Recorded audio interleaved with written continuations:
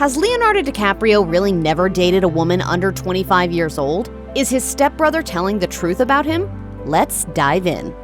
A passionate environmental activist, Leonardo DiCaprio has tirelessly campaigned for action against climate change, having donated $30 million to green causes by 2016 via The Guardian.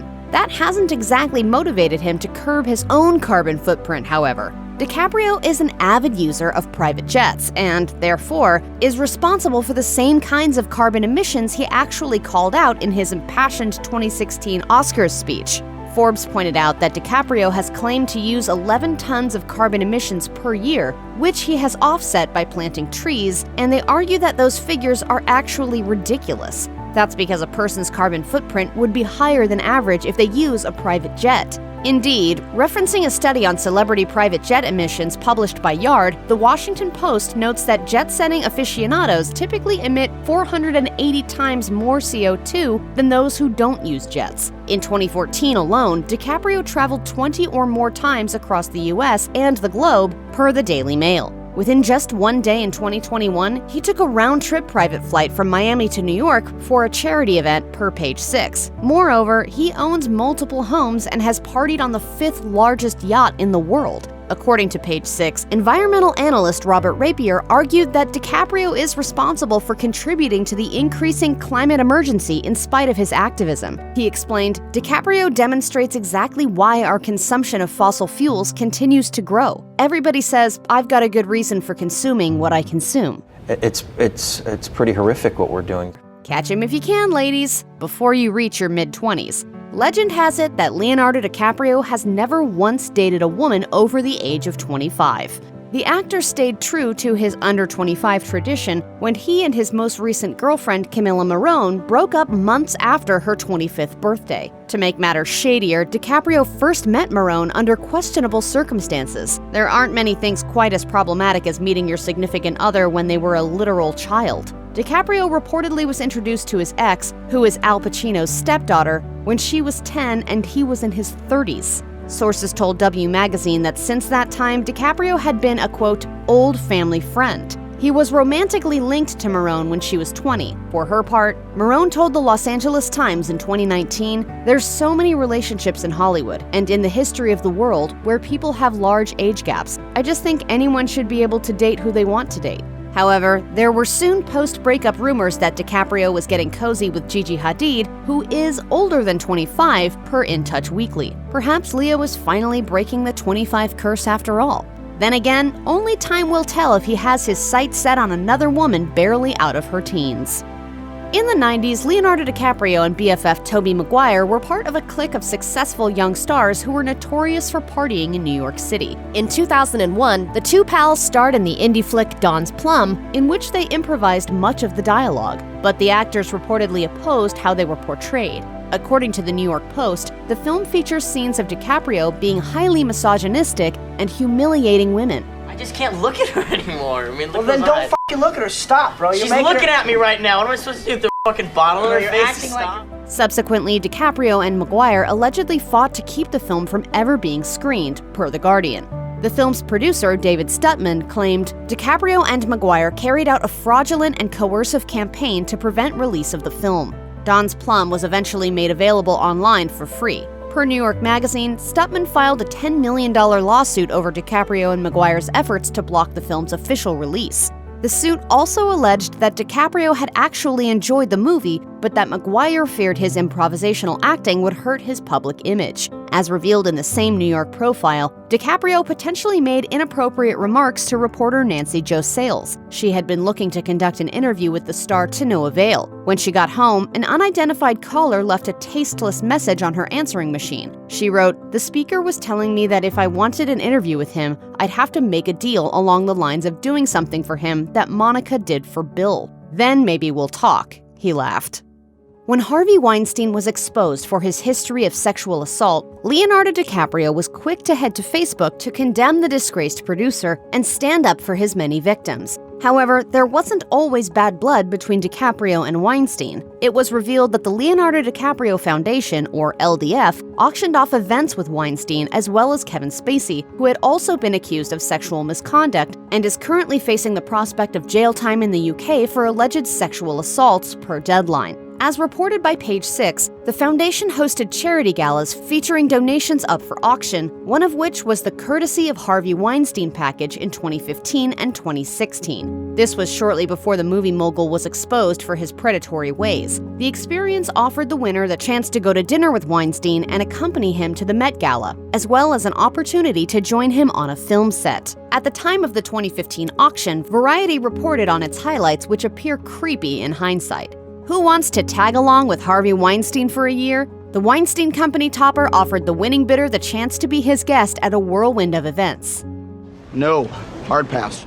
Meanwhile, the Spacey experience sinisterly entailed a private theater performance in the winner's home. Responding to the controversy, a rep for the foundation stated to Page 6, LDF never received payment for any auction lots donated by Mr. Weinstein or Mr. Spacey, which were included in our 2015 and 2016 catalogs. Leonardo DiCaprio's foundation was involved in further scandal when his ties to an unscrupulous fund were exposed. As noted by The Hollywood Reporter, it was alleged that DiCaprio was linked to a monumental embezzlement plot, which apparently made donations to the actor's charity. The dodgy deals involved diverting $3 billion from a suspicious Malaysian sovereign wealth fund known as 1MDB. Moreover, a lack of transparency with regard to DiCaprio's foundation spurred further speculation as to whether he received finances from 1MDB. Of particular concern was the actor's involvement with Malaysian film producer Riza Aziz, whose company Red Granite Pictures funded The Wolf of Wall Street. According to claims made by the U.S. Department of Justice, the film was financed through $238 million taken from 1MDB via THR. Aziz was arrested on money laundering charges in 2019. That year, DiCaprio gave grand jury testimony over his alleged role in the scandal. As the Washington Post reported, DiCaprio was regarded as a witness who could provide information as opposed to a key player in the scandal. The proceedings were concealed from the public, so it remains unknown as to what the actor testified to. It was, however, revealed that DiCaprio owned a $3.2 million Picasso painting that was purchased with stolen funds by businessman Low Tech Joe, who is at the center of the embezzlement plot. The government seized the painting. DiCaprio said that he would return any funds linked to 1MDB, per The Guardian. You're behaving yourself. In his partying youth, Leonardo DiCaprio allegedly got up to all manner of debauched antics. Although his posse has since reunited as the so-called Wolf Pack and subsequently toned down their behavior, even just one of the group's many indiscretions would be enough to have them swiftly canceled in the social media age. Per New York Magazine, DiCaprio, who has built a reputation around being a party animal, reportedly hurled grapes at paparazzi photographers from his hotel room in 1998. On another occasion, he supposedly threw trash at oncoming cars at the Brooklyn Promenade. According to The Guardian, he threw horse manure at the paparazzi in the early 2000s when making Gangs of New York. A source once told New York Magazine, "New York is like Leo's playground, his Disneyland. They used to set off stink bombs at Sky Bar." The actor and his pal Jay Ferguson apparently became obsessed with Saved by the Bell alum Elizabeth Berkley in the late 90s and tried to hound her into visiting their hotel room. Berkley was disinterested and got her boyfriend to tell the men to leave her alone, leading to an expletive-filled rant from Ferguson. According to New York, DiCaprio apparently told his friends, "Let's go kick his ass." But maybe DiCaprio has changed his ways decades later. When asked why women had such a small role in The Revenant, DiCaprio told Parade in 2016, "This represents the savagery of a lawless culture. Women have been the most persecuted people throughout all of recorded history, more than any race or religion." Leonardo DiCaprio grew up with a little-known stepbrother, Adam Ferrar. Unlike his super-famous step-sibling, Ferrar has a long history of run-ins with the law, including an arrest in 2014 for drug possession, harassment, and theft. In an interview with the Daily Mail, Ferrar spoke bitterly of his stepbrother, remembering the parties he and his posse would frequent. While he acknowledged that DiCaprio himself didn't take drugs and in turn didn't blame DiCaprio for his own substance misuse, Ferrar emphasized that the raucous nightly parties routinely offered him free women and free cocaine. Farrar said he was drawn deeper into the world of drugs, eventually including heroin. He said of DiCaprio, "He started surrounding himself with people that didn't want me around. He's the biggest star in the world, and there's me messed up on drugs. I was slowly shut out of his world."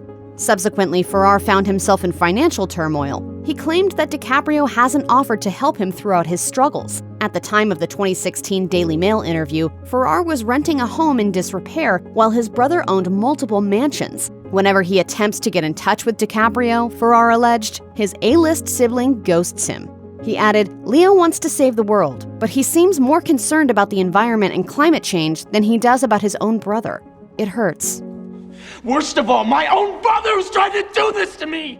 If you or anyone you know is struggling with addiction issues, help is available. Visit the Substance Abuse and Mental Health Services Administration website or contact SAMHSA's National Helpline at 1-800-662-HELP 4357. If you or anyone you know has been a victim of sexual assault, help is available. Visit the Rape, Abuse, and Incest National Network website or contact RAIN's National Helpline at 1-800-656-HOPE 4673.